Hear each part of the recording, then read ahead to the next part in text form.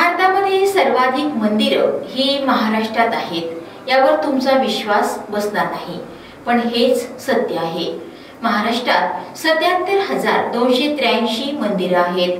सत्य हे पण आहे की ज्या ठिकाणी सर्वाधिक मंदिरं आहेत तिथेच सर्वाधिक परकीय आक्रमणं झाली आहेत। महाराष्ट्रातील मंदिरांमध्ये ब्रह्मा, विष्णू आणि महेश या त्रिदेवांचं दर्शन होतं। वेरूळ, अजिंठा लेणीतील मंदिरं, त्र्यंबकेश्वर, भीमाशंकर, घृष्णेश्वर आणि परळी वैजनाथ ज्योतिर्लिंग ही महादेवाची काही प्रसिद्ध मंदिरं आहेत। त्यासोबत पंढरपूरचा विठोबा, कोल्हापूरचं ज्योतिबा मंदिर, कोल्हापूरचीच अंबाबाई, मुंबईची महालक्ष्मी आणि सिद्धिविनायक गणपती ही प्रसिद्ध मंदिरं आहेत। मुस्लिम आक्रमणकर्त्यांनी महाराष्ट्रातील पुरातन मंदिरांना लक्ष्य केलं होतं, पण छत्रपती शिवाजी महाराजांच्या काळात मंदिरांना पुन्हा वैभव प्राप्त झालं। त्यांच्या काळात मुस्लिम आक्रमणामुळे उद्ध्वस्त झालेली मंदिरं पुन्हा बांधण्यात आली आणि एवढंच नाही तर मंदिरांना संरक्षण देखील मिळालं। महाराष्ट्रातील मंदिरं ही स्थापत्य कलेचा उत्तम नमुना आहेत।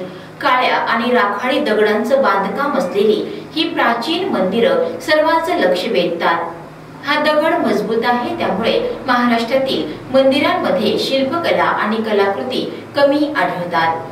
पण मोठमोठे डोंगर फोडून गुहांच्या आत मंदिरं बांधण्याची अनोखी परंपरा म्हणजेच वेरूळचे कैलास मंदिर होय।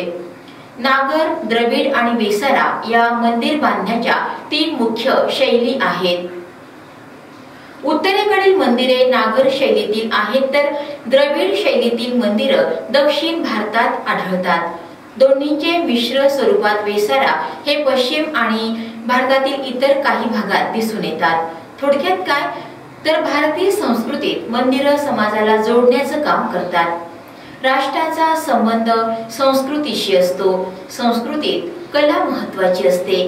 प्रत्येक युगाची ओळख त्यांच्या स्थापत्य कलेतून होते आणि म्हणूनच मंदिरं ही एक प्रकारची टाइम मशीन आहे, ज्यातून इतिहास समजतो। म्हणूनच मंदिरांना धर्माच्या चौकटीतून बाहेर काढून सांस्कृतिक वारसा म्हणून जपलं पाहिजे, जेणेकरून येणाऱ्या पिढ्यांना आपली संस्कृती आणि सामाजिक विचारांची ओळख होईल।